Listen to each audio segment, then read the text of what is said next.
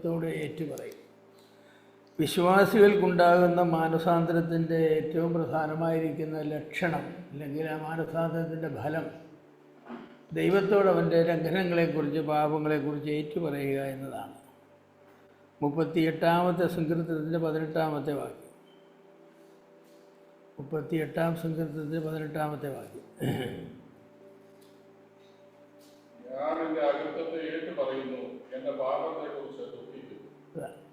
ഒരു വിശ്വാസി ദൈവത്തിൻ്റെ സന്നിധിയിൽ തൻ്റെ പാപങ്ങളെക്കുറിച്ച് ദുഃഖിക്കുന്നു. ഇതൊക്കെ രക്ഷിക്കപ്പെട്ട ദൈവമക്കൾ പറയുന്ന വാക്യങ്ങളാണ്, രക്ഷിക്കപ്പെടാത്തവരുടെ കാര്യമല്ല പറയുന്നത്.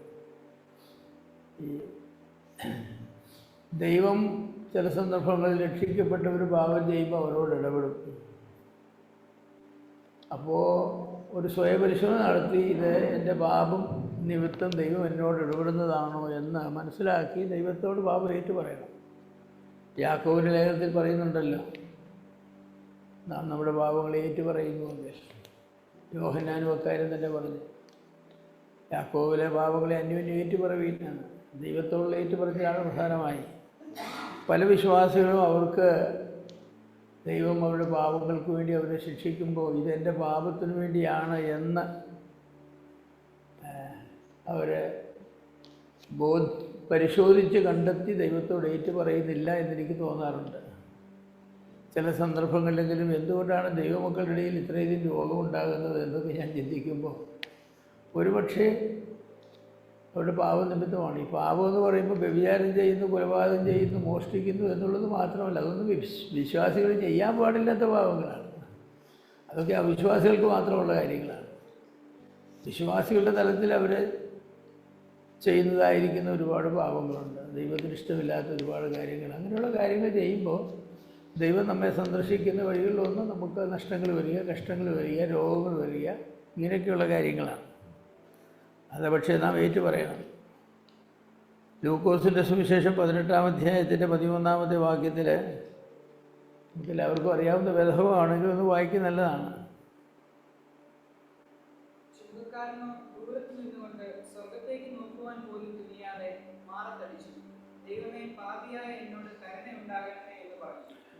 ഇതൊരു വിശ്വാസിയുടെ ഏറ്റുപറച്ചിലല്ല, ഒരു വിശ്വാസിയുടെ ഏറ്റുപറച്ചിലാണ്. ഈ ചുങ്കക്കാരനെ ഏത് നിമിഷത്തിലാണ് രക്ഷിക്കപ്പെട്ടത്? ഈ ഏറ്റുപറച്ചിൽ നടത്തിയപ്പോഴാണോ അതോ നടത്തിയതുകൊണ്ട് രക്ഷിക്കപ്പെട്ടില്ലയോ? നല്ല ചോദ്യമാണ്, ചിന്തിക്കാവുന്ന ചോദ്യങ്ങളാണ്. അപ്പോൾ ഏതായാലും അവൻ ദൈവത്തോട് ഏറ്റു പറഞ്ഞു എന്നാണ് പറഞ്ഞത്. ചുങ്കക്കാരൻ ദൈവത്തോട് പറഞ്ഞു എന്നാണ്. അങ്ങനെ ദൈവത്തോടുള്ള ഏറ്റുപറച്ചിൽ മാനസാന്തരത്തിൻ്റെ ഒരു അതീവ പ്രധാനപ്പെട്ട ലക്ഷണമാണ്, ഫലവുമാണ്. ദൈവത്തോടാണ് എല്ലാ പാപങ്ങളും ചെയ്യുന്നത്. അതുകൊണ്ട് ദൈവത്തോട് ഏറ്റു പറയുവാൻ ആവശ്യമില്ലാത്ത യാതൊരു പാപവും വിശ്വാസിയുടെ ജീവിതത്തിലുമില്ല, അവിശ്വാസിയുടെ ജീവിതത്തിലുമില്ല. ദൈവത്തിൻ്റെ സ്വഭാവം, അധികാരം, നിയമം, നീതി, നന്മ എന്നിങ്ങനെ ദൈവസംബന്ധമായ വ്യത്യാസവശങ്ങളിലാണ് പാപം ചെയ്യപ്പെടുന്നത്. യഥാർത്ഥ മാനസാന്തരം പാപത്തിൻ്റെ ഭയങ്കരത്വവും നീചത്വവും ഗ്രഹിച്ച് ദൈവത്തോട് ഏറ്റു പറയുന്നു. ദൈവത്തോട് ഏറ്റു പറയുന്നതിന് മാനുഷികമായ യാതൊരു മധ്യസ്ഥതയും ഭാവിക്ക് ആവശ്യമില്ല. യോഹന്നാൻ്റെ സുവിശേഷം 1:9 നമ്മൾ എന്താ വായിക്കുന്നത്? നാം നമ്മുടെ പാപങ്ങളെ ദൈവത്തോട് ഏറ്റു പറയുന്നു എന്നാണ്. വേറൊരു മാനുഷികമായ മധ്യസ്ഥതയൊന്നും അവന് ആവശ്യമില്ല. യേശു ക്രിസ്തു എന്ന ഏക മധ്യസ്ഥൻ കർത്താവിൻ്റെ സന്നിധിയിൽ നമുക്ക് വേണ്ടി ഉണ്ട്. അതുകൊണ്ട് നമുക്ക് ധൈര്യമായിട്ട് എന്ന് നമ്മുടെ പാപങ്ങളെക്കുറിച്ച് നമുക്ക് ഏറ്റു പറയാം. ദൈവത്തോട് മാത്രമല്ല ഏറ്റുപറച്ചിലും മനുഷ്യനോടും ഏറ്റുപറച്ചിലുണ്ട്. അതെ, ഇപ്പം ധൂർത്തുപുത്രൻ്റെ കാര്യത്തിൽ അവന് മാനസാന്തരത്വം അവനെന്താ പറഞ്ഞത്? ദൈവത്തോട് ഏറ്റു പറയുമെന്ന് മാത്രമല്ല, എന്താ പറഞ്ഞത്? ഞാൻ എഴുന്നേറ്റ് എൻ്റെ അപ്പൻ്റെ വീട്ടിൽ ചെന്ന് അപ്പനോട്, അപ്പാ ഞാൻ നിന്നോടും സ്വർഗത്തോ, ദൈവത്തോട് നിന്നോടും പാപം ചെയ്തിരിക്കുന്നു എന്നേറ്റ് പറയും. അത് പ്രധാനപ്പെട്ടൊരു കാര്യമാണ്. വാസ്തവത്തിൽ അവിടെ ധൂർത്തുപുത്രൻ എന്താ അങ്ങനെ പറഞ്ഞെന്നറിയില്ല. ആദ്യം ദൈവത്തോടെന്നാന്ന് പറഞ്ഞ്, അപ്പാ ഞാൻ നിന്നോടും, അപ്പാ ഞാൻ സ്വർഗത്തോടും നിന്നോടും എന്നാണോ അതോ നിന്നോടും സ്വർഗത്തോടും എന്നാണോ? ലൂക്കോസിൻ്റെ സുവിശേഷം 18-ാം അധ്യായത്തിൻ്റെ 8-9 വാക്യം വായിച്ചേ. ഞാൻ സ്വർഗത്തോടും നിന്നോടും പാപം ചെയ്തിരിക്കുന്നു. ഇപ്പം മനുഷ്യനോടുള്ള ഏറ്റുപറച്ചിൽ വളരെ പ്രധാനപ്പെട്ട ഒരു ഏറ്റുപറച്ചിലാണ്.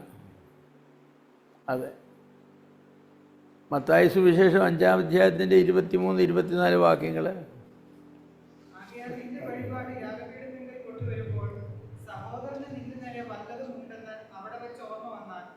നിന്റെ വഴിപാട് അവിടെ യാഗപീഠത്തിന് മുമ്പിൽ വെച്ചേച്ച് ഒന്നാമത് ചെന്ന് സഹോദരനോട് വിരുന്ന് കൊടുക്കുക, പിന്നെ വന്ന് നിന്റെ വഴിപാട് കഴിക്കുക.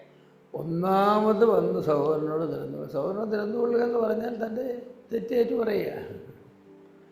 ഇത് നമുക്ക് ഏറ്റവും ബുദ്ധിമുട്ടാണ്. ദൈവത്തോട് ഏറ്റു പറയാൻ നമുക്ക് ആർക്കും ഒരു ബുദ്ധിമുട്ടുമില്ല. കാരണം എന്താ, ദൈവത്തെ നമ്മൾ കാണുന്നില്ല.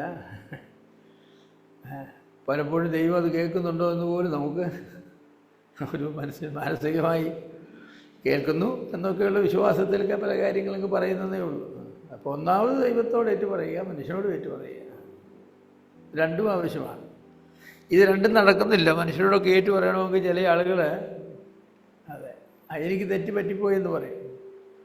ഈ അടുത്ത സമയത്ത് ഞാൻ ഒരു പ്രശ്നം കൈകാര്യം ചെയ്ത് തീർന്നിട്ടില്ല.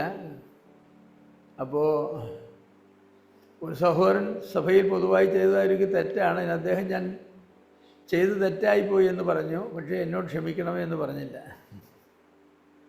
അപ്പോൾ സഭയിൽ ഒരു കൂട്ടം വിശ്വാസികൾ പറഞ്ഞു അത് ക്ഷമയായിട്ട് നമുക്ക് മനസാന്തരമായിട്ട് അംഗീകരിക്കാൻ ഒക്കില്ലെന്ന്. കാരണം തെറ്റ് ചെയ്തു എന്നുള്ളത് യൂദായും പറഞ്ഞു ഞാൻ പാപം ചെയ്തു പോയി എന്ന്, പക്ഷേ കർത്താവിനോട് എന്നോട് ക്ഷമിക്കണമെന്ന് പറഞ്ഞില്ല. ക്ഷമ ചോദിക്കണം. മറ്റൊരു കൂട്ടർ പറഞ്ഞു അത് വേണ്ട, മനുഷ്യൻ തെറ്റിപ്പോയി എന്ന് പറഞ്ഞപ്പോൾ അത് അനുതാപമായിട്ട് ഇന്നുവരെ ആ പ്രശ്നം പരിഹരിക്കാനായിട്ട് കഴിഞ്ഞിട്ടില്ല. വലിയ പ്രശ്നമായി സഭ രണ്ട് ഭാഗമായിട്ട് വളരെ ഗൗരവമായ നിലയിൽ വായിക്കപ്പെട്ടിരിക്കുക. അതെ, തെറ്റ് ചെയ്ത ആൾ പറഞ്ഞു ഞാൻ പറയാനുള്ളത് പറഞ്ഞു, ഇനി കൂടുതലൊന്നും പറയുന്നില്ല. ഇത്രയൊക്കെ ഞാൻ പറയാൻ ഉദ്ദേശിക്കുന്നുള്ളൂ. അപ്പോൾ ഈ മനുഷ്യനോട് ഞാൻ തെറ്റ് പറ്റിപ്പോയി എന്ന് പറയാനായിട്ട് നമുക്ക് വലിയ പ്രയാസം. അത് നമ്മുടെ അഭിമാനത്തിൻ്റെ ഒരു പ്രശ്നമാണെന്ന് തോന്നുന്നു. പാപം ചെയ്യാൻ അഭിമാനക്കുറവൊന്നുമില്ല, ഉണ്ടോ? പാപം ചെയ്യാൻ അഭിമാനക്കുറവാണ്. പാപം ചെയ്തു എന്ന് എന്നോട് ക്ഷമിക്കണമേ എന്ന് പറയാൻ, തെറ്റാ ചെയ്തതെന്ന് പറയാനും വലിയ പ്രശ്നമില്ല. പക്ഷെ ക്ഷമിക്കണമേ എന്ന് വേറൊരാളോട് പറയുമ്പോൾ എന്തോ നമ്മൾ ഒത്തിരി അങ്ങ് അതെ കർത്താവ് പ്രാർത്ഥന വിളിച്ച് പറഞ്ഞു ഞങ്ങളുടെ പാപങ്ങളെ ഞങ്ങൾ ക്ഷമിച്ചിരിക്കുന്നത് പോലെ അല്ലേ ഞങ്ങളുടെ പാപങ്ങളെ ഞങ്ങളോടും ക്ഷമിക്കണമെന്നാണ്. അപ്പോൾ അത് മാനസാന്തരത്തിൻ്റെ ഒരു യഥാർത്ഥമായ അനുഭവമുള്ള ആളുകൾക്ക് ഞാൻ വിചാരിക്കുന്നു ദൈവത്തോട് മാത്രമല്ല മനുഷ്യരോട് ഏറ്റു പറയുവാനായിട്ട് ഒരു പ്രശ്നം ഉണ്ടാവില്ല. ഏത് വ്യക്തിയോടാണോ പാപം ചെയ്തത് ആ വ്യക്തിയോട് പാപം ഏറ്റു പറയേണ്ടതാണ്. കാരണം അങ്ങനെയുള്ള ഏറ്റുപറച്ചിലാണ് വ്യക്തികൾ തമ്മിലുള്ള ബന്ധം നേരെയാക്കുവാൻ എപ്പോഴും സഹായമായത്, അല്ലാതെ നേരെയാവില്ല. ചെയ്ത് തെറ്റായിപ്പോയി എന്നറിയാവുന്നവരും അംഗീകരിക്കുന്നവരുമായ ആളുകളുണ്ട്. പക്ഷേ അതിനൊന്നും ആരുടെയും ക്ഷമിക്കണമെന്നൊന്നും പറയാനൊന്നുമില്ല. നിങ്ങൾക്ക് മനസ്സുകൊണ്ട് ക്ഷമിക്കേണ്ട എന്നുള്ളൊരു മനോഭാവമാണ്, ശരിയാവില്ല. മാനസാന്തരത്തിൻ്റെ രണ്ടാമത്തെ പ്രധാന ഘടകമെന്ന് പറയുന്നത് പാപത്തെ ഉപേക്ഷിക്കുക എന്നുള്ളതാണ്. പാപത്തെ ഉപേക്ഷിക്കുക, ഫോർസേക്കിംഗ് സിൻ. മാനസാന്തരം യഥാർത്ഥമാണെങ്കിൽ പാപത്തെ ഉപേക്ഷിക്കുവാൻ വിശ്വാസി തയ്യാറാകും. അതെ, പാപത്തെ വെറുക്കുമ്പോഴാണല്ലോ മാനസാന്തരം ഉണ്ടാകുന്നത്. പാപത്തെ സ്നേഹിക്കുന്ന ഒരാൾക്ക് മാനസാന്തരം ഉണ്ടാകുമോ? ഒരിക്കലും ഉണ്ടാവില്ല.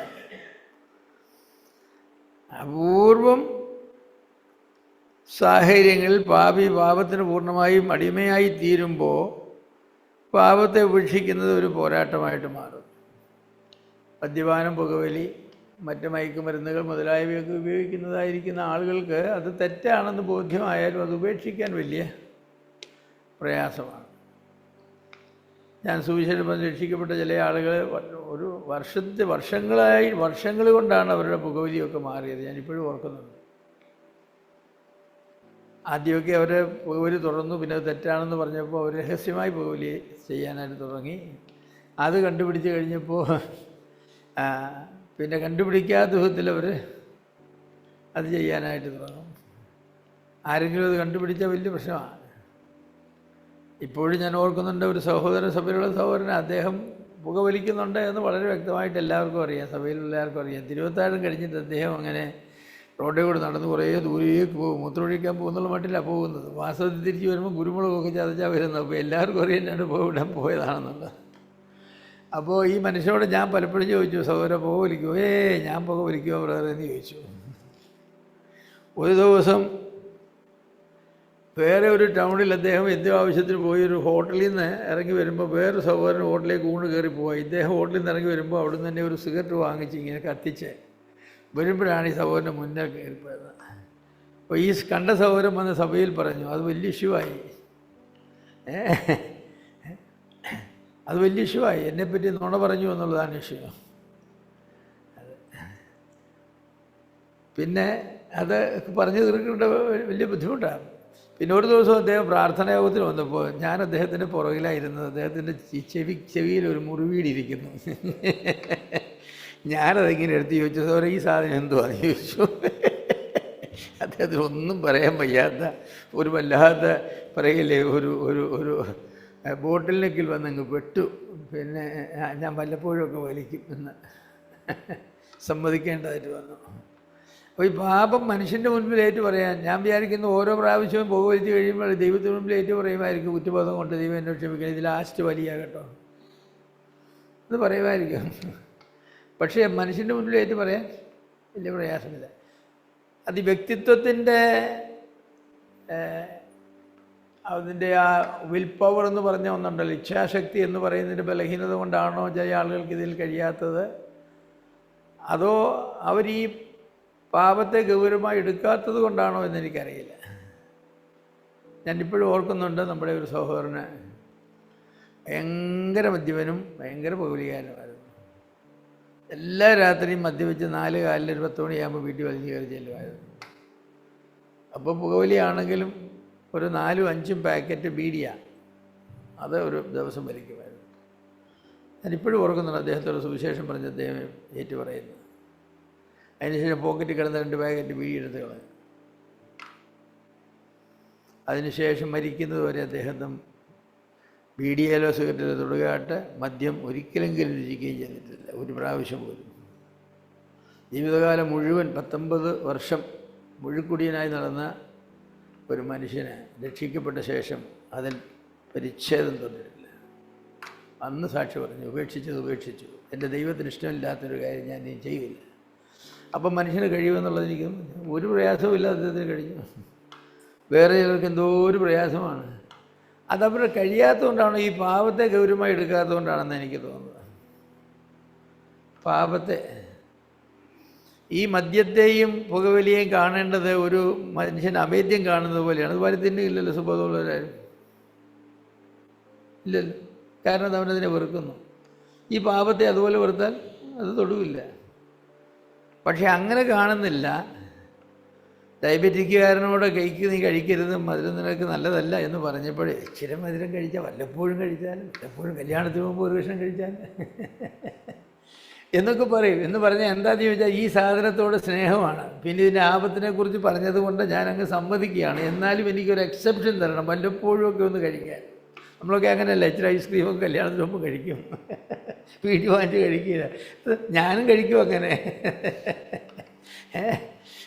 അതെന്താണെന്ന് ചോദിച്ചാൽ ഈ ഐസ്ക്രീമിനോടുള്ള സ്നേഹം നമുക്ക് കിടക്കുന്നുണ്ട്. ഇത് ആപത്താണെന്നറിഞ്ഞാലും ഞാൻ വിചാരിക്കുന്നു ഈ മദ്യവും പുകവലിയും മറ്റുള്ള അനേക പാപങ്ങളും അങ്ങനെ തന്നെ കാണുന്നത് കൊണ്ടാണ്. അപ്പോൾ ഈ ഏറ്റുപറച്ചിൽ നമുക്ക് ആ നിലയിൽ ഉണ്ടാകണമെങ്കിൽ ആ പ്രവൃത്തിയുടെ ഗൗരവം നാം നന്നായി മനസ്സിലാക്കിയെങ്കിൽ മാത്രമേ നമുക്ക് സാധിക്കൂ. അതെ, ഇപ്പോൾ പാപത്തെ ഉപേക്ഷിക്കുക എന്ന് പറയുന്നത് ഒരു ചെറിയ കാര്യമല്ല, വലിയ കാര്യം തന്നെയാണ്, വലിയ കാര്യമാണ്. യെശയ്യാപ്രവചനം 55-ാം അധ്യായത്തിൻ്റെ 7-ാമത്തെ വാക്യം വായിച്ച്. യെശയ്യാപ്രവചനം 55:7.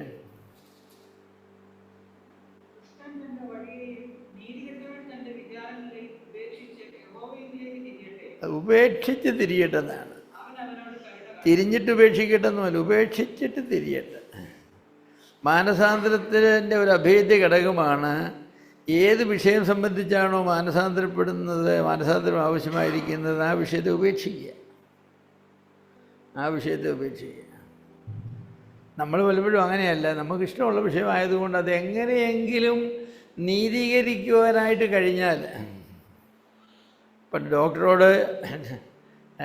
പറഞ്ഞു ഇയാൾ മധുരമുള്ള സാധനമൊന്നും കഴിക്കരുത്, ഡയബറ്റീസ് വളരെ കൂടിയാൾ. അപ്പോൾ ഡോക്ടർ ഒരു പഴം തിന്നാമെന്ന് ചോദിച്ചു. ഡോക്ടർ പറഞ്ഞ് തിന്നായിരിക്കാനല്ല, പിന്നെ നിനക്ക് നിർബന്ധമാണ്, നീ ഒരു പഴം തിന്നോളാൻ പറഞ്ഞു. അപ്പം ചോദിച്ചു, അതൊരു ചക്കയായാലോ ഡോക്ടറെ? ഒരു പഴമെന്നല്ലേ പറഞ്ഞത്, അപ്പോൾ ഒരു ചക്കയായാലോ? അങ്ങനെ ഡോക്ടറിൽ നിന്ന് ഒരു പഴം തിന്നാനുള്ള അനുവാദം വാങ്ങിയിട്ട് ഒരു ചക്ക മുഴുവൻ തിന്നുന്ന തരത്തിലുള്ള ആളുകളാണ്. അപ്പോൾ എന്തോ പാപത്തെക്കുറിച്ച് അനുതാപമാണ് വരുന്നത്. വലിയ പ്രയാസമോ പാപത്തെക്കുറിച്ച് അനുതാപമൊക്കെ വരണമെന്നില്ല. അതാണ് നമ്മൾ ആ വിഷയത്തെ വെറുത്തെങ്കിലും നമുക്ക് സാധിക്കും. മത്തായിയുടെ സുവിശേഷം 3-ാം അധ്യായത്തിൻ്റെ 8-ാമത്തെ വാക്യം വായിച്ച്.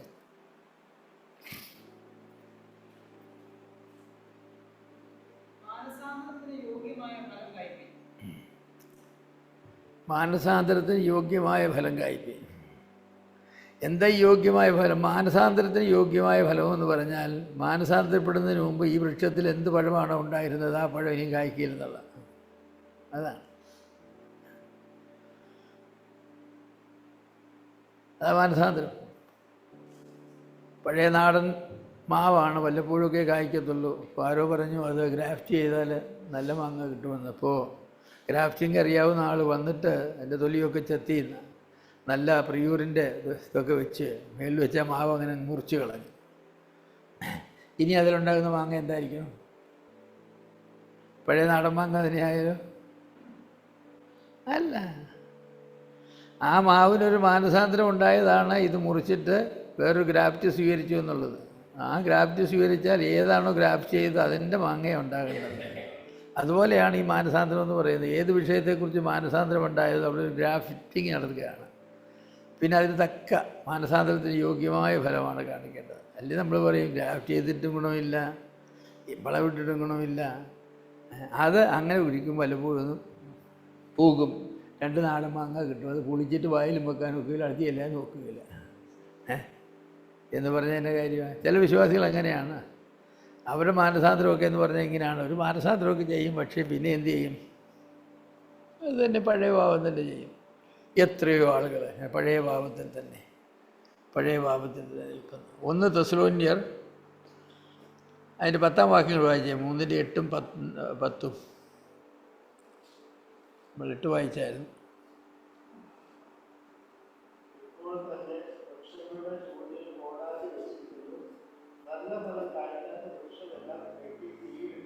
അതാണ് മാനസാന്തരത്തിന് തക്ക ഫലം കായ്ക്കാനാണ് പറഞ്ഞത്. അങ്ങനെ കായ്ക്കാത്ത വൃക്ഷങ്ങളെ പിന്നെ ദൈവം ചെയ്യുന്നത് എന്താണെന്ന് ചോദിച്ചാൽ വെട്ടി തീരിടുക.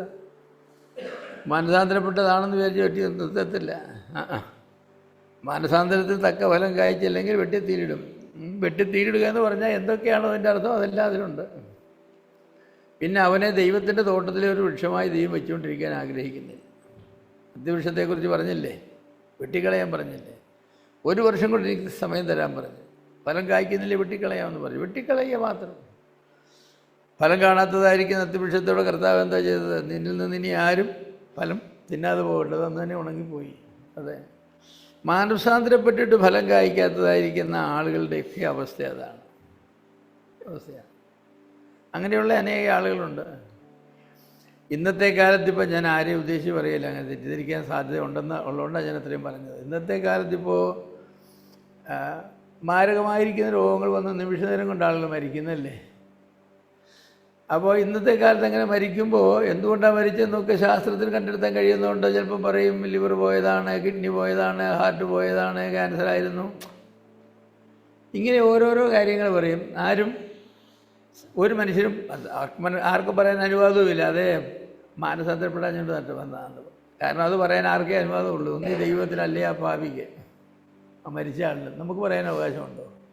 ഇല്ല, നമുക്കല്ല. കാരണം അവർ മാനസാന്തരപ്പെട്ടില്ലയോ, ഒരു പാപം ചെയ്തല്ലോ നമുക്കറിയില്ല. പക്ഷേ പല ആളുകളുടെയും കേസിൽ അതാണ്. യാക്കോബ് പറയുന്നുണ്ടല്ലോ, അല്ല പൗലോസ് പറഞ്ഞില്ലേ 1 കൊരിന്ത്യർ 11-ാം അധ്യായം 25 നിങ്ങളിൽ ചിലരെ പലരും രോഗികളും ബലഹീനരും നിദ്ര കൊള്ളുന്നു മരിക്കുന്നവരുമാകുന്നു. വിശ്വാസികൾക്കിടയിലാണ് തിരുവത്താഴത്തിൽ അയോഗ്യമായി പങ്കുചേരുന്നത് കൊണ്ട് ചില ആളുകൾ രോഗികളാകുന്നു, ബലഹീനരാകുന്നു, മരിക്കുന്നു. പക്ഷേ അങ്ങനെയുള്ളൊരു മരിച്ചു കഴിയുമ്പോൾ നമ്മളെന്താ പറയുന്നത്? ഡോക്ടർ പരിശോധിച്ചിട്ട് പറയും അത് ഡീഹൈഡ്രേഷൻ കൊണ്ട് മരിച്ചതാണ്, അത് ഹാർട്ട് അറ്റാക്ക് വന്ന് മരിച്ചതാണ്, അതൊരു സ്ട്രോക്ക് ഉണ്ടായി മരിച്ചതാണെന്ന് നമ്മൾ പറയും. പക്ഷേ ദൈവം തമ്പുരാൻ പറയും ഈ സ്ട്രോക്കും ഈ ഡീഹൈഡ്രേഷനും ഈ ക്യാൻസറും എന്നൊക്കെ പറഞ്ഞൊക്കെ ഞാനൊരു മുഖാന്തരമായിട്ട് അയച്ചെന്നേ ഉള്ളൂ, ശിക്ഷയായിട്ട് അയച്ചെന്നേ ഉള്ളൂ. യഥാർത്ഥ കാരണം അതല്ല. യഥാർത്ഥ കാരണം ഈ 1 കൊരിന്ത്യർ പറഞ്ഞാണ് ഇത് മൊത്തം നിങ്ങൾ ചിലർ മരിക്കുന്നത്. അതുകൊണ്ട് ആരൊക്കെ അങ്ങനെ മരിക്കുന്നതെന്ന് പറയാനും പറയാതിരിക്കുന്നത് അവകാശവും നമുക്കില്ല, എനിക്കില്ല. അതിനുള്ള ഞാനും അറിവും എനിക്കില്ല. അപ്പോൾ ഒരാൾ മരിച്ചു എന്ന് പറയുകയല്ലാതെ ഇന്നതുകൊണ്ട് മരിച്ചു എന്ന് പറയാനൊക്കെയില്ല. പക്ഷേ ചിലരുടെ കേസിൽ നമുക്കറിയാം അവരുടെ ജീവിതശൈലി തെറ്റാണ്, പാപത്തിൽ ഉൾപ്പെട്ട ജീവിതശൈലിയാണ്. അനേക പ്രാവശ്യം അവരോട് പാപം സംബന്ധിച്ച് നമ്മൾ സംസാരിക്കുകയൊക്കെ ചെയ്തിട്ടുണ്ട്. പക്ഷേ അവരതെന്ത് ചെയ്യുന്നില്ല, മാനസാന്തരപ്പെട്ട് ഉപേക്ഷിക്കുന്നില്ല. അങ്ങനെയുള്ളവർക്ക് ഇതൊക്കെ വരുമ്പോൾ ചിലപ്പം നമ്മുടെ മനസ്സിൽ തോന്നിയെന്ന് വരും. അങ്ങനെ തോന്നിയാലും നമ്മൾ പറയാൻ പാടില്ല, കാരണം നമുക്കറിയില്ല നമ്മൾ ദൈവത്തിൻ്റെ സ്ഥാനത്തല്ലല്ലോ. എങ്കിലും പൗലോസ് അങ്ങനെ പറഞ്ഞല്ലോ, അത് നിങ്ങൾ കൊരിന്ത്യർ സഭയിലുള്ള ചിലർ മരിക്കുന്നതിന് കാരണം ഇതാണെന്ന് പൗലോസ് പറഞ്ഞില്ലേ. അതുപോലെ നമുക്ക് പറയാനേ കഴിയും, നിങ്ങൾ ചിലർക്ക് മരിക്കുന്നതിന് കാരണം ഇതാണ്, ആർക്കറിയാം. അപ്പം ഞാനതുകൊണ്ട് പറയുന്ന ഒരു പ്രിവെൻറ്റീവ് മെഷറായിട്ട് പറയുന്നത് എന്താണ്, നമ്മുടെ ജീവിതത്തിൽ എന്തെങ്കിലും പാപങ്ങളോ തെറ്റുകളോ ഉണ്ടെങ്കിൽ നമ്മുടെ മനസാക്ഷി അത് ശരിയല്ലെന്ന് പറഞ്ഞാൽ നമുക്ക് ചെയ്യേണ്ട കാര്യം എന്താ, ദൈവത്തോട് ഏറ്റു പറയുക. അത് ഏതെങ്കിലും മനുഷ്യനോടാണ് ചെയ്തെങ്കിലും മനുഷ്യനോടും ഏറ്റു പറയുക.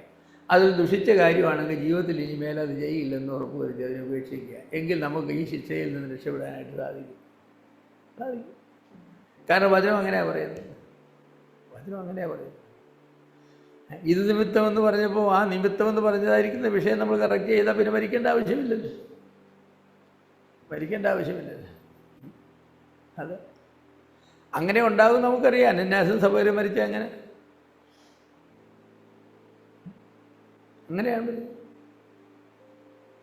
പരിശുദ്ധാത്മാവിനെതിരെ കള്ളം പറഞ്ഞു മരിച്ചു. പരിശുദ്ധാത്മാവിനെതിരെ കള്ളം പറയുന്ന വിശ്വാസികൾ ഇന്നില്ലേ? ഉണ്ടോ എന്ന് എനിക്കറിയില്ല ആരാ കള്ളം പറഞ്ഞതെന്ന്. ഞാനത് നീ പരിശുദ്ധാത്മാവിനെതിരെ സൗര കള്ളം പറഞ്ഞു എന്ന് ഞാൻ പറയാനൊന്നും പോകുന്നില്ല. അല്ലെ അത്ര വ്യക്തമായിട്ട് എനിക്കറിയണം. പത്രോസിന് അറിയാമായിരുന്നു. പത്രോസിനോട് ദൈവം വെളിപ്പെടുത്തി കൊടുത്തു, ഇവൻ വിളിച്ചത് 10 ലക്ഷത്തിലാണ്, തന്നത് 5 ലക്ഷമാണ്, പക്ഷേ പറഞ്ഞത് 10 ലക്ഷം തന്നെന്നാണ്. നമുക്കറിയില്ല. പക്ഷെ ഞാൻ പറയും ഗൗരവമായിട്ട് എടുക്കണം ഈ വിഷയങ്ങളെ, ലാഘവത്തോടെ എടുക്കരുത്. കാരണം ഇത് ലൈഫ് ആൻഡ് ഡെത്ത് ഇഷ്യൂ ആണ്, മരണവും ജീവനും തമ്മിലുള്ള ഇഷ്യൂ ആണ്. ആ ഇഷ്യൂ ഒന്നും ലാഘവത്തോടെ എടുക്കരുത്, അതൊക്കെ ഗൗരവമായിട്ട് തന്നെ എടുക്കണം. അതെ. 1 തെസ്സലോന്യർ 1:9 വായിച്ചേ. 1 തെസ്സലോന്യർ 1:9.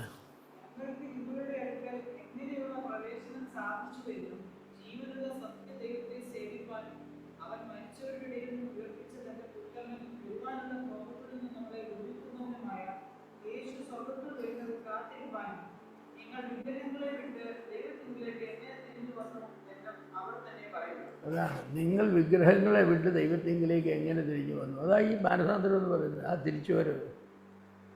വിഗ്രഹങ്ങളെ വിട്ട് ദൈവത്തിങ്കിലേക്ക് തിരിച്ചു വരിക. അതെ. പഴയ നിയമത്തിൽ ആവർത്തന പുസ്തകത്തിലുണ്ട്, നിങ്ങൾ കനാൻ നാട്ടിൽ ചെല്ലുമ്പോൾ അവിടെയുള്ള ദേവന്മാരുടെയും ദേവിമാരുടെയും വിഗ്രഹങ്ങൾ നിങ്ങൾക്ക് കിട്ടും. നിങ്ങൾ ഭൂമി കളയ്ക്കുമ്പോഴും അല്ലാതെയൊക്കെ കിട്ടും. അതിൻ്റെ സ്വർണവും വെള്ളിയും നിങ്ങൾ മോഹിക്കരുത്. ആ വിഗ്രഹങ്ങൾ പൊതിഞ്ഞിരിക്കുന്ന സ്വർണവും വെള്ളിയും നിങ്ങൾ മോഹിക്കരുത്. നിങ്ങൾ അതിനെ നശിപ്പിച്ച് കളയണമെന്ന്. വിശ്വാസികൾക്ക് ഒരു സ്വർണ്ണ വിഗ്രഹം കിട്ടിയാൽ എന്ത് ചെയ്യും?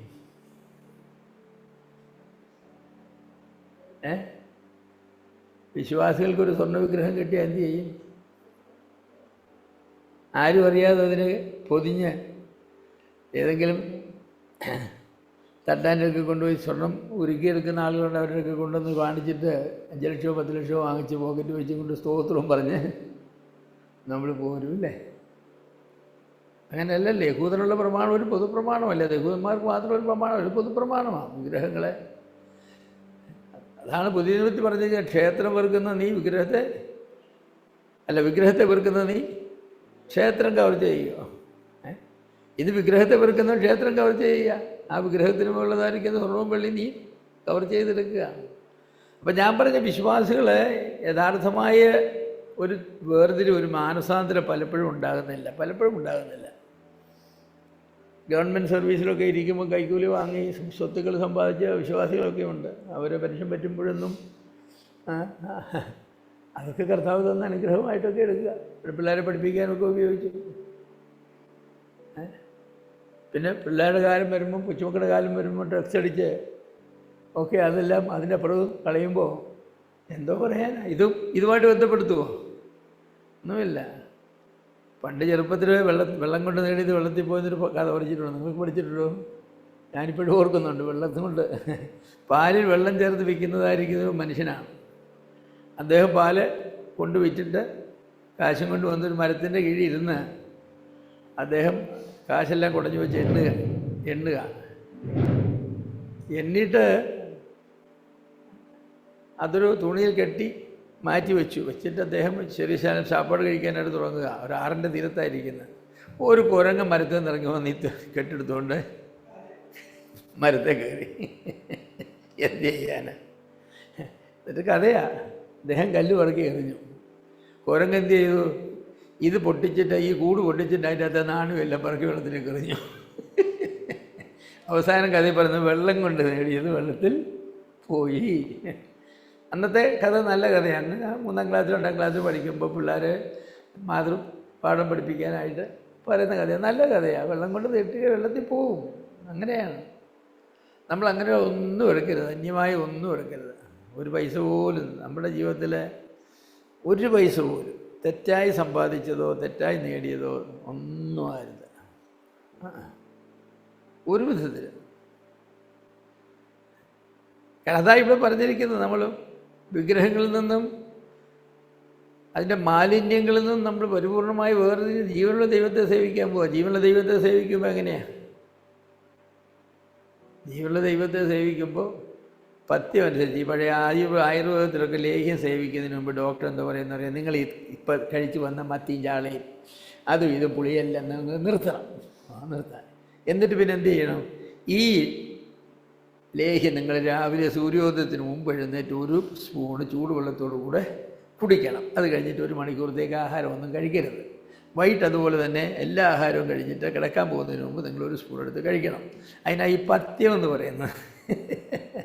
സത്യദൈവത്തെ പഥ്യപ്രകാരം സേവിക്കണം. അല്ലാതെ സേവിച്ചിട്ട് ഗുണമില്ല. അവർ പറയും അല്ലാതെ സേവിച്ചിട്ട് ഒരു ഗുണവുമില്ല. എനിക്ക് ആസ്മ ഭയങ്കരമായിട്ടുണ്ടായിരുന്നു വർഷങ്ങൾക്ക് മുമ്പ്. ഞാൻ നാട്ടിൽ വന്ന കാലത്ത് എനിക്ക് ആസ്മ ഭയങ്കരമായിട്ടുണ്ടായിരുന്നു. വയനാട്ടിലൊക്കെ പോയ രാത്രി മുഴുവൻ എഴുന്നേറ്റിരുന്ന് പോലെയൊക്കെ.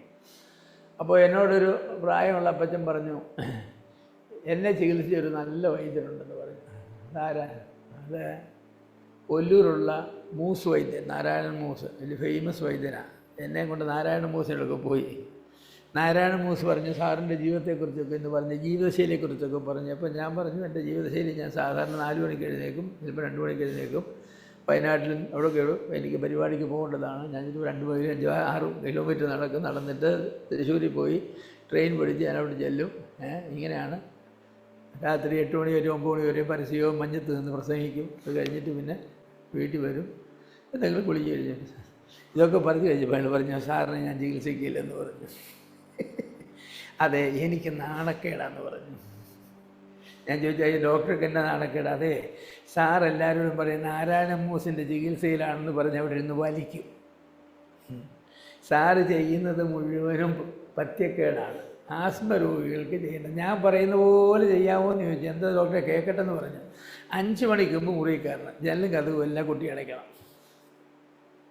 പുളിച്ചതോ തണുത്തതോ ഒന്നും കഴിക്കരുത്. എന്നിട്ട് ഒരു ലിസ്റ്റ് തന്നു.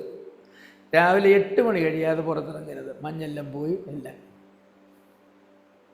എന്നിട്ട് കുറേ കാര്യം ലിസ്റ്റ് തന്ന് ചെയ്യേണ്ട കാര്യങ്ങൾ. എന്നിട്ട് ഞാനൊരു മരുന്ന് തരാമെന്ന് പറഞ്ഞു. ഇത് കഴിച്ചാൽ സാറിന് രോഗം സൗഖ്യം. ഞാൻ പറഞ്ഞു സാറ് വൈദ്യരെ ഞാൻ ജീവിച്ചിരുന്നിട്ട് യാതൊരു കാര്യവുമില്ല. മഞ്ഞത്ത് നിന്ന് പ്രസംഗിക്കാനും രാവിലെ എഴുന്നേറ്റ് ക്ലാസ് എടുക്കാൻ പോകാൻ നോക്കിയാൽ ദൈവം എന്നെ വിളിച്ചിരിക്കുന്നത്. അങ്ങനെയാണ് ഞാൻ പറഞ്ഞു തരില്ലെന്ന് പറഞ്ഞു. പിന്നെ ഞാൻ പറഞ്ഞ ഡോക്ടർ നാരായണ മൂസ് വൈദ്യരാണ് എന്നെ ചികിത്സിക്കുന്നത്. ഞാൻ ആരോടും പറയില്ല. പല്ലുകൊണ്ട് ഒരു ശകലം മരുന്ന് തന്നേക്കാൻ പറഞ്ഞു. ഞാൻ എൻ്റെ സൗകര്യാർത്ഥം കഴിച്ച് നോക്കാമെന്ന് പറഞ്ഞു.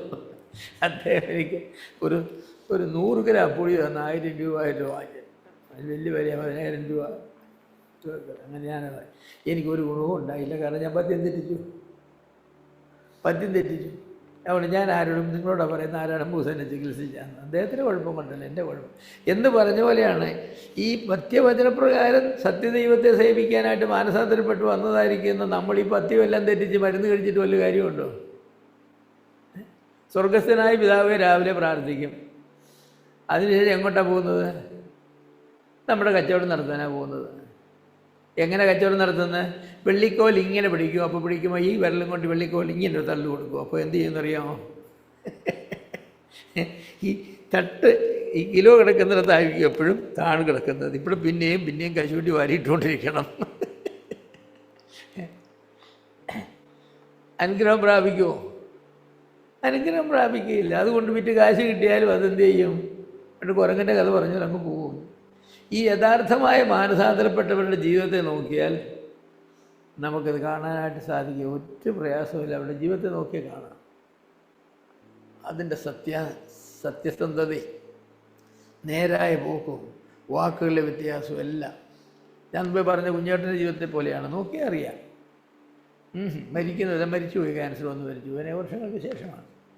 മരിക്കുന്നത് വരെ മദ്യത്തെ തൊടുകയോ പുകവലിയെ തൊടുകയോ ചെയ്തിട്ടില്ല മനുഷ്യൻ. എനിക്ക് അദ്ദേഹത്തെ വ്യക്തിപരമായി അറിയാവുന്നൊരു മനുഷ്യനാണ്. അതെ, നല്ലൊരു മനുഷ്യൻ. അങ്ങനെ മനുഷ്യർക്ക് ജീവിക്കാൻ പ്രയാസമൊന്നുമില്ല. ഏതെങ്കിലും ഒരു മനുഷ്യൻ മദ്യത്തിനും പുകവലിക്കും അടിമയായ ശേഷം അതിൽ നിന്നും സ്വതന്ത്രനായെന്ന് മാത്രമല്ല അതിൻ്റെ മേൽ പൂർണ്ണ സ്വാതന്ത്ര്യം പ്രാപിച്ചെങ്കിൽ അങ്ങനെ ഒരു മനുഷ്യനാണ്. അങ്ങനെയുള്ള എത്രയോ പേർക്ക് ശമരിയക്കാരത്തെ സ്ത്രീ അങ്ങനെ ഒരു ആളായിരുന്നു ഞാൻ വിചാരിക്കുന്നു. മഗ്ദലക്കാരി മറിയ അങ്ങനെയുള്ള ആളെന്ന് വിചാരിക്കുന്നു. പാവനിയായ സ്ത്രീ അങ്ങനെയുള്ള ആളെന്ന് വിചാരിക്കുന്നു. അതുപോലെ ഫിലിപ്പയിലെ ഭൂതങ്ങളെ പുറത്താക്കപ്പെട്ടതായിരിക്കുന്ന സ്ത്രീ അങ്ങനെയുള്ള ആളാണെന്ന് ഞാൻ വിചാരിക്കുന്നു. അവളുടെ ജയിലർ അങ്ങനെയുള്ള ആളാണെന്ന് വിചാരിക്കുന്നു. അവരൊക്കെ ജീവിതത്തിൽ വ്യത്യാസം വന്ന ആളുകളാണ്. എന്തുകൊണ്ട് നമ്മുടെ ആളുകളുടെ ജീവിതത്തിൽ അങ്ങനെ വ്യത്യാസം വരുന്നില്ല? ഒരു മാനസാന്തരം ഉണ്ടാകുന്നില്ല. അവരവരുടേതായിരിക്കുന്ന സങ്കല്പങ്ങൾക്കനുസരിച്ച് അവർ മുന്നോട്ട് പോകും. അത് പോരാ കേട്ടോ, അത് പോരാ.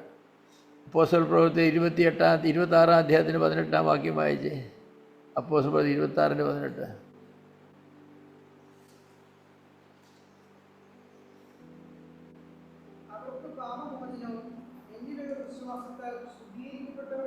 അവകാശം ലഭിക്കേണ്ടതിന് അവരുടെ കണ്ണു തുറപ്പാനും അവരെ ഇരുളിൽ നിന്ന് വെളിച്ചത്തിലേക്കും സാത്താന്റെ അധികാരത്തിൽ നിന്ന് ദൈവത്തിലേക്ക് തിരിപ്പാനും ഞാൻ ഇപ്പോൾ നിന്നെ അവരുടെ അടുക്കൽ അയച്ചു.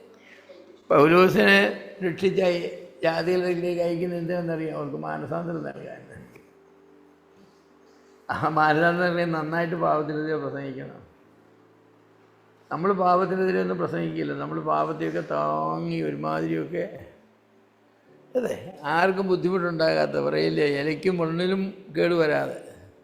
പണ്ട് കാലത്ത് പറഞ്ഞ ഇല മുള്ള വീണാലും മുള്ളലേ വീണാലും ഇലയ്ക്കാണ് കേടുന്ന. ഇപ്പം നമ്മൾ പറയുന്ന അങ്ങനല്ലേ, ഇല മുള്ള വീണാലും മുള്ളലേ വീണാലും ആർക്കും കേടാൻ വരാൻ പാടില്ല. അത്ര സുവിശേഷം നമ്മൾ പ്രസംഗിക്കുന്നത്. അതുകൊണ്ട് വല്ലതും പ്രയോജനം വരുമോ? ഒഫൻഡ് ചെയ്തവരെയൊക്കെ ഒഫൻഡ് ചെയ്യണമെന്ന്. ഒഫൻഡ് ചെയ്യാനായിട്ടല്ല പ്രസംഗിക്കുന്നത്. വചനമാണ് ഒഫൻഡ് ചെയ്യുന്നത്. പരിശുദ്ധാത്മാവാണ് ഒഫൻഡ് ചെയ്യുന്നത്. അത് ആവശ്യമാണ്. ശരി, അപ്പോൾ ഈ മാനസാന്തരം പ്രകടമാകുന്നതായിരിക്കുന്ന രീതികളാണ് നമ്മൾ പറഞ്ഞത്. ഇനി ഈ മാനസാന്തരം എങ്ങനെയാണ് സാധ്യമാകുന്നത്? എങ്ങനെ സാധ്യമാകുന്നു? ഒന്നാമത് അതേക്കുറിച്ച് നമുക്ക് പറയാനുള്ളത് ദൈവം നൽകുന്നതാണ്. മാനസാന്തരം ദൈവം നൽകുന്നതാണ്, മനുഷ്യൻ നൽകുന്നതല്ല. വിശ്വാസത്തിൻ്റെ കാര്യത്തിൽ എന്നപോലെ മാനസാന്തരവും ദൈവം നൽകുന്ന കൃപയാലാണ് സാധ്യമാകുന്നത്. ദൈവം നൽകുന്ന അനുഗ്രഹങ്ങളൊന്നാണ് മാനസാന്തരം എന്ന് ഞാൻ പറയട്ടെ. അപ്പോസ്തല പ്രവൃത്തിയിൽ 11:18 വായിച്ച്. അപ്പോസ്തല പ്രവൃത്തിയിൽ 11:18.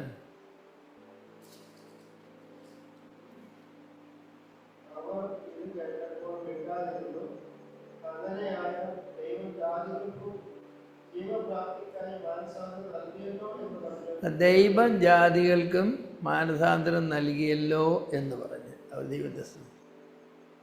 അതെ, കൊർന്നേലിയോസിൻ്റെ വീട്ടിൽ വെച്ച് ജാതികൾ മാനസാന്തരപ്പെട്ടതിനെ കുറിച്ചാണ് പറയുന്നത്.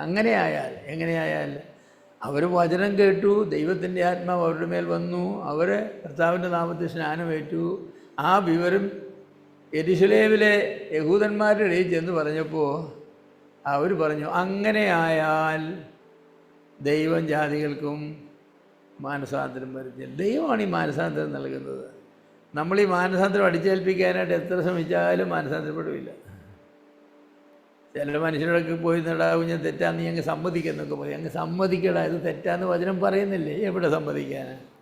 ദൈവം അവൻ്റെ ഹൃദയത്തിന് വ്യത്യാസം വരുത്താതെ വല്ല സമ്മതിക്കുകയില്ല. ദൈവമാണ് മാനസാന്തരം വരുത്തുന്നത്.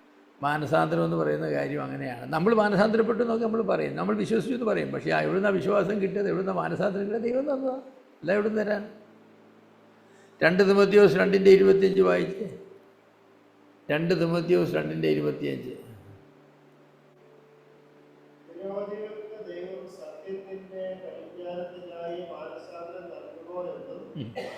അത് സത്യത്തിൻ്റെ പരിജ്ഞാനത്തിന്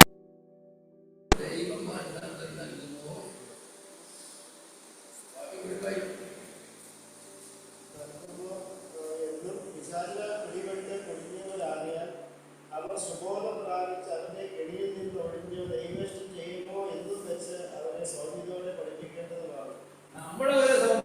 എന്താ നമ്മുടെ മനസ്സിലെ ഉദ്ദേശം? ദൈവം ഇവന്മാർക്ക് മാനസാന്തരം നൽകുമോ?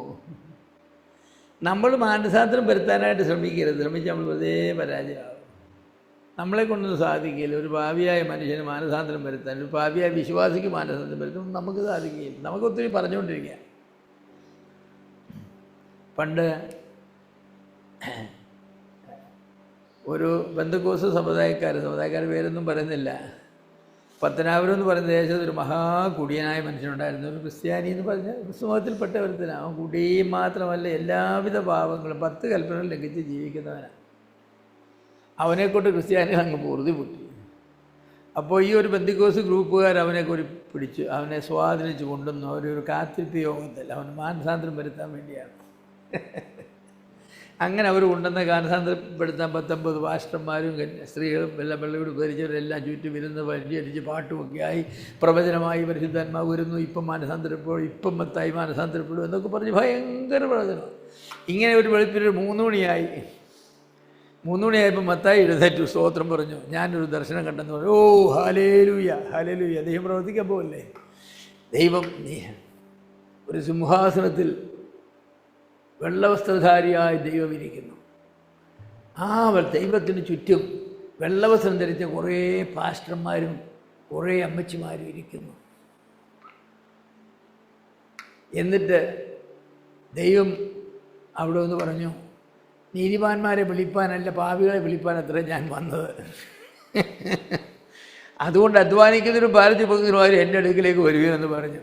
ഞാൻ എഴുന്നേറ്റ് കർത്താവിൻ്റെ അടുക്ക് ചെന്നു. കർത്താവ് പറഞ്ഞു, നീ പോയി കുടിക്കുമോ എന്ന് പോലും ചെയ്തോളാൻ പറഞ്ഞു. ഇന്ന് പറിച്ചിറങ്ങിപ്പോയി. മാനസാന്തരം വരുത്താനേ നമ്മൾ ശ്രമിച്ചാൽ ഇങ്ങനെയൊക്കെ ഇരിക്കും. വെറുതെ സന്ധ്യയായ 9 മണി തുടങ്ങി 3 മണി വരെ പാട്ടും പാടി ആത്മാവും കയറി പ്രവചനവും തട്ടി വിട്ടു. 3 മണിയായപ്പോൾ ദർശനവും കണ്ടു. എന്താ ദർശനം കണ്ടത്? അയാൾ പറഞ്ഞ അങ്ങനല്ല. അയാൾ പറഞ്ഞത് 3 മണിയായപ്പോൾ ദർശനം കണ്ടപ്പോൾ ഈ വെള്ളവസ്ത്രം ധരിക്കുന്ന കർത്താവ് പറഞ്ഞു, നീതിമാന്മാരെ വിളിക്കാനല്ലേ വന്നത്. അനീതി പ്രവർത്തിക്കുന്നവരെ എന്നെ വിട്ട് പിശാചിനും അവനൊരുക്കിയിരിക്കുന്നതായിരിക്കുന്ന തീയിലേക്ക് നിങ്ങൾ പോകുമെന്ന് പറഞ്ഞു. എന്നിട്ട് എന്നെ നോക്കിയിട്ട് പറഞ്ഞു, പാവൽ രക്ഷിപ്പാനത്രയും വന്നാൽ നീ കയറി പോരാന്ന് പറഞ്ഞു. ഞാൻ അങ്ങ് കയറി പോവുകയും ചെയ്തു എന്ന് പറഞ്ഞിട്ട് അവൻ ഇറങ്ങി അങ്ങ് പോയി അവന് പഴയ പാവം ചെയ്യാനായി. നമ്മളൊന്നും വിചാരിച്ചാലൊന്നും മാനസാന്തരപ്പെടുത്താനൊന്നും സാധിക്കുകയില്ല. നമുക്ക് വചനം പറയാം, ധൈര്യമായിട്ട് പറയാം, ധൈര്യമായിട്ട് വചനം പറയാം, പ്രാർത്ഥിച്ചുകൊണ്ടിരിക്കുക. എന്താണ്? ദൈവമേ, നീ മാനസാന്തരപ്പെടുത്തണമേ, നിൻ്റെ ആത്മാവിനെ അയച്ച് നീ പാപബോധം വരുത്തണമേ. നമുക്ക് വരുത്താൻ ഒക്കുമോ? നമുക്ക് പാപബോധം വരുത്താൻ ഒക്കുകയില്ല. മോശ എന്തോ ഒരു ശ്രമം നടത്തി ഒരു പാപബോധം വരുത്താനായിട്ട്. കുറച്ച് പാപബോധമൊക്കെ ഇടയ്ക്കിടയ്ക്ക് വന്നു. വല്ല പ്രയോജനം ഉണ്ടായോ? ഒരു പ്രകാരം ദൈവം അവനെ ഇവിടെ കൊണ്ട് മുക്കാനാണ് തീരുമാനിച്ചത്. അവൻ്റെ നല്ല കാലത്ത് അവൻ മുക്കിക്കൊന്നതായിരിക്കുന്ന ഇസ്രായേൽ ബാലന്മാർ 100 കണക്കിനുണ്ട്. അവർ ജീവിച്ചിരുന്നെങ്കിൽ ഇപ്പോൾ ഈ ഫറവോൻ്റെ ഈ പട്ടാളക്കാരുടെ പ്രായമായേനെ. അപ്പോൾ ദൈവം പറഞ്ഞു, നീ മുക്കിക്കൊന്നതായിരിക്കുന്ന പിള്ളേരുടെ പ്രതികാരത്തിന് വേണ്ടി ഞാൻ എന്ത് ചെയ്യണം? ആ പിള്ളേരുടെ സമകാലികരായി വളർന്നു വന്നതായിരിക്കുന്ന ഈ പട്ടാളക്കാരെ നിന്നെ ഞാൻ എന്ത് ചെയ്യുന്നു? ആ ചെങ്കടൽ മുക്കി മുക്കി മുക്കി ശ്വാസം പൊട്ടിച്ച് കൊല്ലുമെന്ന് പറഞ്ഞു. ആര് വിചാരിച്ചാൽ മാനസാന്തരപ്പെടുത്താൻ നോക്കിയില്ല. ദൈവം നീതിയുള്ളവനാണ്. അതൊക്കെ ദൈവത്തിൻ്റെ പ്രവൃത്തിയാണ്, ദൈവത്തിൻ്റെ പ്രവൃത്തിയാണ്. അപ്പം ദൈവമാണ് ഇത് നമുക്ക് തരുന്നത്. നമ്മൾ 2 തിമോത്തിയോസ് അല്ലേ വായിച്ചപ്പോഴേ? അതെ, അപ്പോസ്തല പ്രവൃത്തി 5:30 വായിച്ചേ.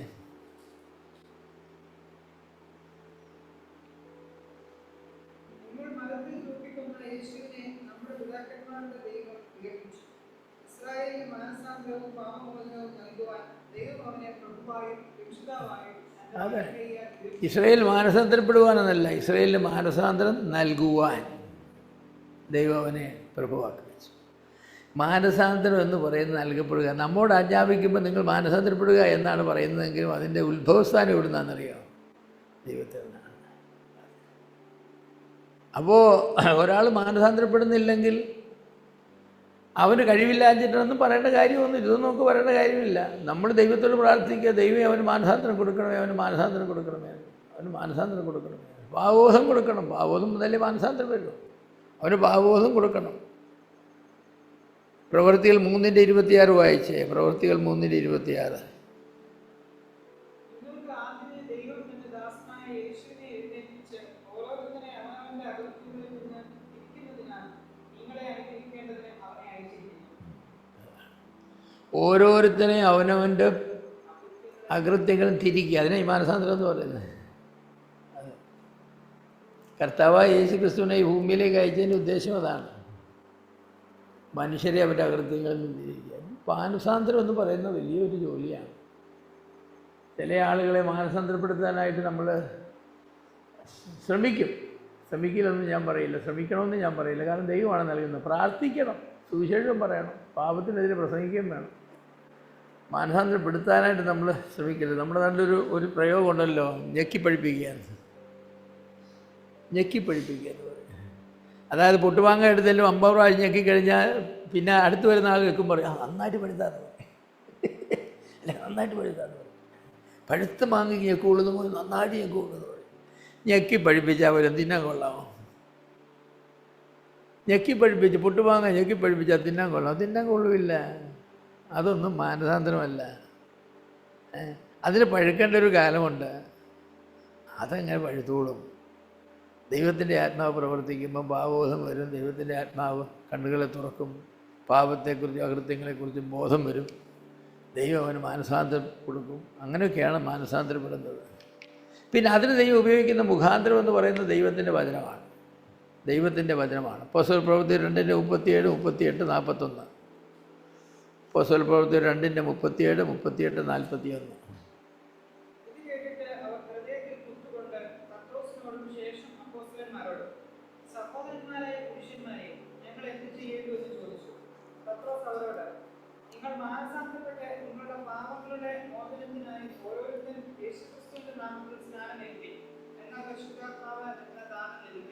ഇവിടെ മാനസാന്തരപ്പെട്ട ഒരു കൂട്ടം ആളുകൾ, പക്ഷേ അവരൊക്കെ എങ്ങനെയാണ് ഉണ്ടായത്? ആദ്യം തുടങ്ങുന്ന ഇത് കേട്ടിട്ട്, ഇതെന്ന് പറഞ്ഞാൽ പത്രോസിൻ്റെ പ്രസംഗം കേട്ടിട്ട്, വചനം കേട്ടിട്ടാണ് അവർക്ക് മാനസാന്തരം ഉണ്ടായി. അവർ ചോദിച്ച സഹോദരന്മാരാ പുരുഷന്മാരെ ഞങ്ങൾ എന്താ ചെയ്യേണ്ടത്? വചനം പ്രസംഗിക്കണം. നന്നായിട്ട് വചനം അങ്ങ് പ്രസംഗിച്ചാൽ മതി എന്ന് എനിക്ക് തോന്നുന്നു. നന്നായിട്ട് വചനം അങ്ങ് പ്രസംഗിച്ചാൽ മതി. വചനം പ്രസംഗിക്കുന്നതിന് പകരമുള്ള തത്വജ്ഞാനവും ഉള്ള സൈക്കോളജിയും എല്ലാം പ്രസംഗിച്ച് കഥയൊക്കെ പറഞ്ഞു വിട്ടാൽ ആളുകൾക്ക് മാനസാന്തരം ഉണ്ടാവും? ഇല്ല.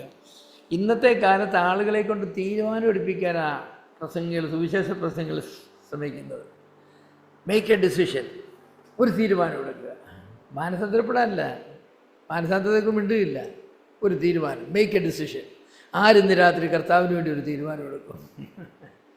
അങ്ങനെ ഉപദേശിമാരങ്ങനെ പ്രസംഗിച്ച് ഒരടി പാട്ടൂടെ പാടുമ്പോൾ ആര് കർത്താവിന് വേണ്ടി തീരുമാനം എടുക്കും? മാനസാന്തരപ്പെടാൻ വചനം പ്രസംഗിച്ചാൽ മതി എന്നേ. അതെ, C.H. സ്പർജൻ തൻ്റെ ജീവിതത്തിൽ ഒരിക്കൽ പോലും ഒരു ഓൾട്ടർ കോൾ കൊടുത്തിട്ടില്ലെന്നാണ് പറയുന്നത്. ഓൾട്ടർ കോൾ എന്ന് പറഞ്ഞാൽ അറിയില്ലേ? സുവിശേഷം പ്രസംഗിച്ചിട്ട് കർത്താവിനെ ഇഷ്ടമായി സ്വീകരിക്കാൻ താല്പര്യമുള്ളവർ മുന്നോട്ട് ഒരിക്കൽ പോലും കൊടുത്തിട്ടില്ല. എന്നാൽ തൻ്റെ പ്രസംഗങ്ങൾ കൊണ്ട് 10,000-കണക്കിന് ആത്മാക്കൾ രക്ഷിക്കപ്പെട്ടു. ഒരു പേപ്പർ കാർഡ് അവിടെ വെച്ചേക്കും എല്ലാ സീറ്റിനും മുന്നിൽ, അവരുടെ വ്യൂവിൽ. വചനം പ്രസംഗിച്ച് കഴിയുമ്പോൾ ആത്മഭാരമുള്ളവർ അവർ ആ കാർഡെടുത്ത് കർത്താവായ ക്രിസ്തുവിൻ്റെ പാപങ്ങൾക്ക് വേണ്ടി മരിച്ചടക്കപ്പെട്ട് ഉയർത്തെഴുന്നേറ്റെന്ന് വിശ്വസിക്കുന്നു, ഞാൻ എൻ്റെ പാപങ്ങളെ അനുദമിച്ച് കർത്താവായ യേശുക്രിസ്തുവിനെ രക്ഷിതാവായി സ്വീകരിക്കുന്നു എന്ന് അവർ ഫില്ലപ്പ് ചെയ്ത് അഡ്രസ്സും കൊടുക്കും. ദയവായി പാസ്റ്റർ വന്ന് തന്നെ ഞങ്ങളെ സന്ദർശിച്ച് വിശ്വാസത്തിൽ ഉറപ്പിക്കണം എന്താണെന്ന് അവർ. അതാ അവരുടെ ഡീക്കന്മാർ 1000-കണക്കിന് 5000 പേരും വരുന്നില്ലേ? 100 കണക്കിന് കാർഡുകൾ വരുമ്പോൾ അതിൻ്റെ അകത്ത് 100 കണക്കിന് 1000-കണക്കിന് ആളുകൾ തീരുമാനം എടുത്തിട്ടുണ്ട്. അവരെ ആരും പറഞ്ഞിട്ട് തീരുമാനം എടുത്തതല്ല. സ്പർജൻ പ്രസംഗിക്കുകയുള്ളൂ. അതെ, ചാൾസ് ഫിന്നി എന്ന് പറഞ്ഞ ആളാണ് ഈ ഓൾട്ടർ കോളിൻ്റെ പിതാവ്. ചാൾസ് ഫിന്നി. അദ്ദേഹം തികഞ്ഞ അർമീനിയനായിരുന്നു. അദ്ദേഹം പറഞ്ഞത്, നമ്മൾ ആളുകളെ എൻകറേജ് ചെയ്യണം, പ്രോത്സാഹിപ്പിക്കണം, പ്രേരിപ്പിക്കണം, എങ്കിലേ അവർ മുന്നോട്ട് വരും.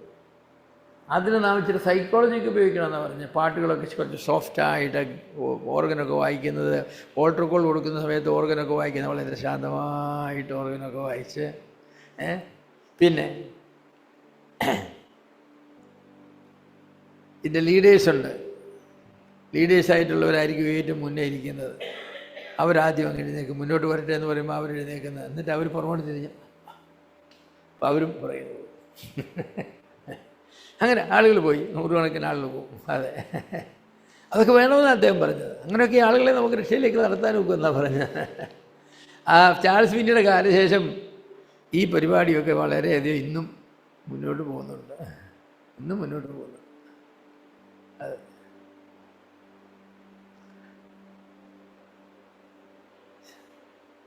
അങ്ങനെ അതിൻ്റെ ഒന്നും ആവശ്യമില്ല. അതിൻ്റെ തന്നെ ആവശ്യം? ദൈവത്തിൻ്റെ ആത്മാവ് പ്രവർത്തിച്ച് അവർ മുന്നോട്ട് വരുമില്ലേ? ദൈവാത്മാവ് പാപബോധം കൊടുത്താൽ വരും. നമ്മൾ പ്രാർത്ഥിച്ചാൽ മതി.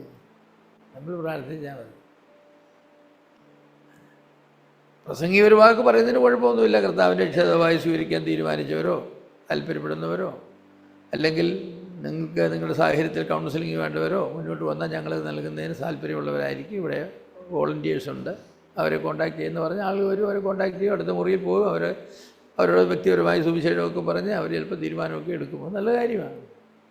അല്ലാതെ ഈ ആളുകളെ ഇങ്ങനെ നമ്മൾ പറഞ്ഞ പോലെ ഇങ്ങനെ പുറകിൽ തള്ളി ഇപ്പോൾ ഈ ആടിനെ ചന്തയ്ക്ക് കൊണ്ടുവന്നു പോലെ എൻ്റെ സുവിശേഷകർക്ക് ആളുകളെ മാനസാന്തരത്തിലേക്ക് നിങ്ങൾ കേട്ടിട്ടുണ്ടായിരിക്കുമല്ലോ. ആടിനെ ചന്തയ്ക്ക് കൊണ്ടുപോകുന്നത് ആളുകൾ നടക്കില്ല. ആടിൻ്റെ പുറത്തൊരു അലക് വാരി വെച്ച് കെട്ടും. അതിൻ്റെ ഈ വാഴയുടെ അവിടെ നിന്ന് ഒരടി മുന്നിൽ അവരെ നിൽക്കും. എന്നിട്ട് അതിലൊരു പ്ലാവിൻ്റെ ഒരു ഇല കെട്ടിയിട്ടേക്കും. അപ്പോൾ ഈ ആട് ഇങ്ങനെ അത് തിന്നാൻ വേണ്ടി ഇങ്ങനെ ഞാൻ ചന്തയിൽ ചെല്ലും. ഇലയിലോട്ട് കടിക്കാൻ ഒക്കുകയില്ല. അതുപോലെയൊക്കെയാണ് ചിലർ ഈ മാനസാന്തരപ്പെടുത്തി ആളുകളെ സഭയിൽ ചേർക്കാനൊക്കെ ശ്രമിക്കുന്നത്. എൻ്റെ സൗരന്മാർ നമ്മൾ സുവിശേഷത്തിലേക്ക് പോകുമ്പോൾ സുവിശേഷം നന്നായിട്ടൊക്കെ പറഞ്ഞാൽ മതി. പാപത്തെക്കുറിച്ചും മാനസാന്തരത്തെക്കുറിച്ചും യേശു ക്രിസ്തുവിൻ്റെ രക്ഷണീയ വേലയെക്കുറിച്ചും ഒക്കെ നമ്മൾ പറഞ്ഞാൽ മതി. നമ്മളവരെ മാനസാന്തരപ്പെടുത്താനൊന്നും ശ്രമിക്കേണ്ട. അത് ദൈവത്തിൻ്റെ പ്രവൃത്തിയാണ്, അതങ്ങ് അംഗീകരിച്ചു കൊടുത്താൽ മതി. അതെ, ഇപ്പോൾ വചനത്തിൻ്റെ പ്രസംഗം വഴിയാണ് 2 തിമോഥെയോസ് 2:24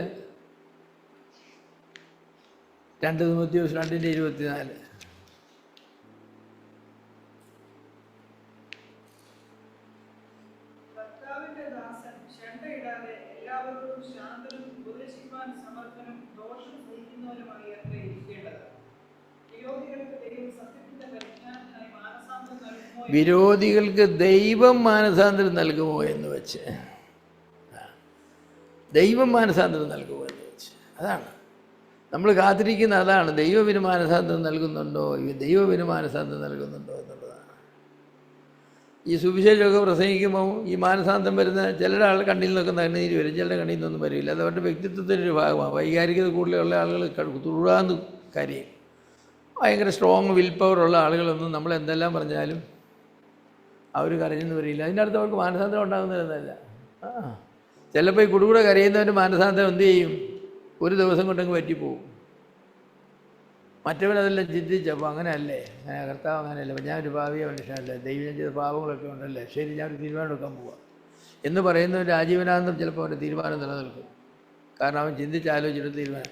വൈകാരികതയുള്ളവൻ്റെ തീരുമാനം നിലനിൽക്കും. ദൈവമല്ലേ നിലനിർത്തുന്നത്. പക്ഷേ കണ്ണിൽ കൂടെ കണ്ണുനീര് വന്നില്ല കൊണ്ട് നിൻ്റെ മാനസാന്തരം ശരിയായിരുന്നില്ല. അങ്ങനെ പറയാറ്, ഞാൻ ശ്രദ്ധിച്ചായിരുന്നു ആ പാർട്ടിയുടെ കണ്ണിൽ ഒരു ഉള്ളിൽ കണ്ണീരൂരും വന്നില്ല, അവൻ രക്ഷിക്കപ്പെടാതെ യാതൊരു സാധ്യതയില്ല. നീ അങ്ങനെ പറയുന്നത്? അങ്ങനൊന്നും നമ്മൾ വിധി പറയേണ്ടതായിരിക്കുന്ന കാര്യമില്ല. അവൻ്റെ ജീവിതത്തിൽ നോക്കിയാൽ മതി മാനസാന്തരം വന്നോന്ന്. അവൻ അന്ന് ഈ തീരുമാനം എടുത്തതിന് ശേഷം അവൻ എങ്ങോട്ടാണ് പോയത്? ബൈബിളിനുള്ളവൻ്റെ സമീപനം എന്താ? ദൈവത്തോടുള്ളവൻ്റെ സമീപനം എന്താ? പാപത്തോടുള്ളവൻ്റെ സമീപനം എന്താ? ദൈവക്കളുള്ളവൻ്റെ സമീപനം എന്താ? അത് നോക്കിയാൽ മതി, അറിയാം മാനസാന്തരം വന്നോ. വീട്ടിൽ ചെന്നിട്ട് അവന് ഭാര്യയുള്ള സമീപനം എന്തായിരുന്നു? ചുട്ടുകോഴിയെ പറപ്പിക്കാൻ പറഞ്ഞു അന്ന് രാത്രി. ചില ഭർത്താക്കന്മാർ അതുപോലെ എന്താ പറയുക, ചുട്ടുകോഴിയെ പറപ്പിക്കാൻ. ചില സ്ത്രീകൾ ചുട്ട കോഴിയെ പറപ്പിക്കും, ചുടാത്ത കോഴിയെ പറപ്പിക്കും. അതൊക്കെ പഠിച്ചെങ്കിലും ചില പുരുഷന്മാരുടെ നിൽക്കാൻ നോക്കും അല്ലേ? അതെ, അതും ശരിയാണ്. അപ്പോൾ മാനസാന്തരം ദൈവം വരുത്തുന്ന ഒരു പ്രവൃത്തിയാണ് എന്ന് നാം മനസ്സിലാക്കണം. അപ്പോസ്തല പ്രവൃത്തി 5-ാം അധ്യായത്തിന് 30-ാമത്തെ വാക്യം. പ്രവൃത്തികൾ 5:30 വായിച്ചു. പ്രവൃത്തി 3:26 അതും വായിച്ചതാണ്. ശരി. അപ്പോൾ വചനത്തിൻ്റെ പ്രസംഗത്താലാണ് മാനസാന്തരം. ദൈവം വചനത്തിൻ്റെ ഞാൻ പ്രവൃത്തികൾ 26:19 വായിച്ചില്ലല്ലോ. പ്രവൃത്തി 26:19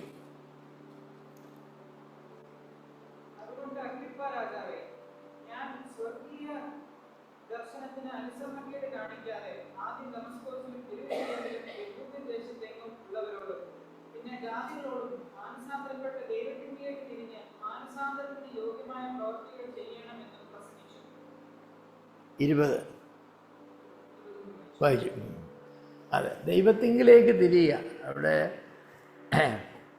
നമ്മൾ പറയുന്നത് വചനത്തിൻ്റെ പ്രസംഗം വഴിയാണ് മാനസാന്തരം ഉണ്ടാകുന്നത്. ഇപ്പോൾ അഗ്രിപ്പാ രാജാവിനോട് വചനമാണ് പ്രസംഗിച്ചത്. അഗ്രിപ്പാ രാജാവ് ഇതാണ്. അഗ്രിപ്പാ രാജാവൊന്നും മാനസാന്തരപ്പെട്ട പാർട്ടിയൊന്നും ആയിരുന്നില്ല. യഹൂദമതം സ്വീകരിച്ചൊരു മനുഷ്യനായിരുന്നു അയാൾ. ഹേരോദാവിൻ്റെ കൊട്ടാരം വഴി അവരെല്ലാവരും ഇസ്മായേലിൻ്റെ മക്കളായിരുന്നു. അവരെ യഹൂദമതം സ്വീകരിച്ചു. എന്തിനുവേണ്ടിയാണ് സ്വീകരിച്ചതെന്ന് ചോദിച്ചാൽ, യഹൂദയിലെ രാജാവായി എന്നും തുടരണമെങ്കിൽ യഹൂദന്മാരുടെ രാജാവായി തുടരണം, ഒരു യഹൂദനായിരിക്കും നല്ലതാണെന്ന് വിചാരിച്ച് സ്വീകരിച്ചെന്നേ ഉള്ളൂ. അല്ല, മാനസാന്തരം സ്വീകരിച്ചൊന്നുമല്ല. എന്നിട്ട് എല്ലാ തിന്മകളും അവർ ചെയ്യുമായിരുന്നു. ഗലാത്യ ലേഖനം 6-ാം അധ്യായത്തിന് 1-ാമത്തെ വാക്യം.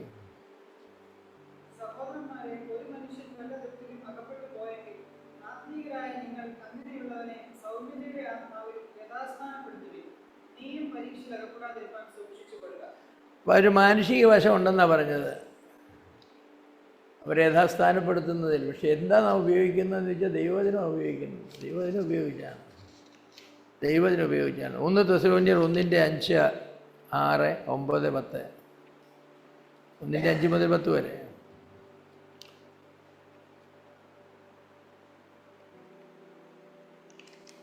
ആകയാൽ നാം ശേഷമുള്ളവരെ പോലെ ഉറങ്ങാതെ ഉണർന്നും സുബോധവുമായിരിക്കുക.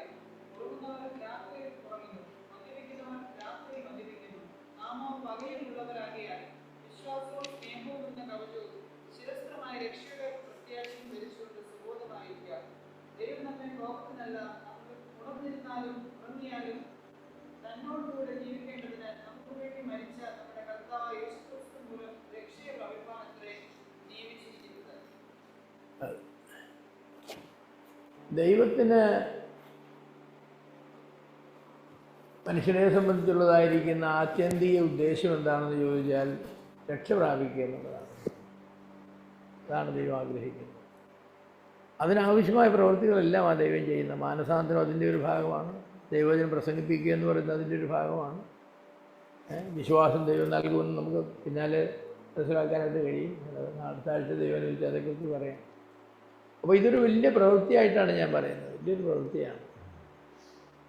ജാതികൾക്ക് മാനസാന്തരം നൽകുമോ എന്ന് വെച്ച് നമ്മൾക്ക് നമ്മുടെ ഭാഗം നമ്മൾ ചെയ്യണം. ദൈവം ആണ് മാനസാന്തരം നൽകുന്നത് എന്ന് വെച്ച് നമുക്ക് ഉത്തരവാദിത്വമില്ലെന്നുള്ളതല്ല. കാരണം കർത്താവ് പറഞ്ഞല്ലോ, സുവിശേഷം പ്രസംഗിക്കുന്നതിന് മാനസാന്തരവും പാപമോചനവും ദിശയിൽ തുടങ്ങി ലോകത്തിനടുത്തോളം പ്രസംഗിക്കണമെന്നല്ലേ പറയുന്നത്. നമ്മുടെ ജോലിയല്ലേ, നമ്മളല്ലേ പ്രസംഗിക്കുന്നത്. ദൂതന്മാരാണ് നമ്മൾ പ്രസംഗിക്കുന്നത്, അല്ല നമ്മളാണ്. പക്ഷേ നാം പ്രസംഗിക്കുന്നതായിരിക്കുന്ന വചനം ഉപയോഗിച്ച് ആളുകൾ കേൾവിക്കാർക്ക് മാനസാന്തരം വരുത്തുന്നത് ദൈവമാണ്. അത് ദൈവമാണ്. അപ്പോൾ അങ്ങനെയുള്ള ഒരു വലിയ പ്രവൃത്തിയിൽ നമുക്ക് ഒരു പങ്കാളിത്തം ദൈവം തന്നു എന്നുള്ളത് വലിയ കാര്യമാണ്. ഒരു പാപി രക്ഷിക്കപ്പെടുമ്പോൾ, ഒരു വിശ്വാസി മാനസാന്തരപ്പെടുമ്പോൾ എനിക്കും അതിലൊരു പങ്കുണ്ട്. യൂദ പറഞ്ഞു ചിലരെ തീയിൽ നിന്നും ചിലരെ വെള്ളത്തിൽ നിന്നും വലിച്ചെടുക്കാൻ പറഞ്ഞു. വലിച്ചെടുക്കുന്ന ദൂതന്മാരല്ല, വലിച്ചെടുക്കുന്നത് നമ്മളാണ്. പക്ഷെ അവിടെ എല്ലാം പാപം നൽകുന്നതും ഒക്കെ ദൈവം തന്നെ. പലപ്പോഴും സുവിശേഷം എന്ന് പറയുന്നത് എങ്ങനെയാണ്? കടലിൽ മുങ്ങുന്നതായിരിക്കും ഒരു മനുഷ്യൻ്റെ നേർക്ക് ഒരു റോപ്പ്, വലിയൊരു വടം അയാൾ എറിഞ്ഞു കൊടുക്കുക.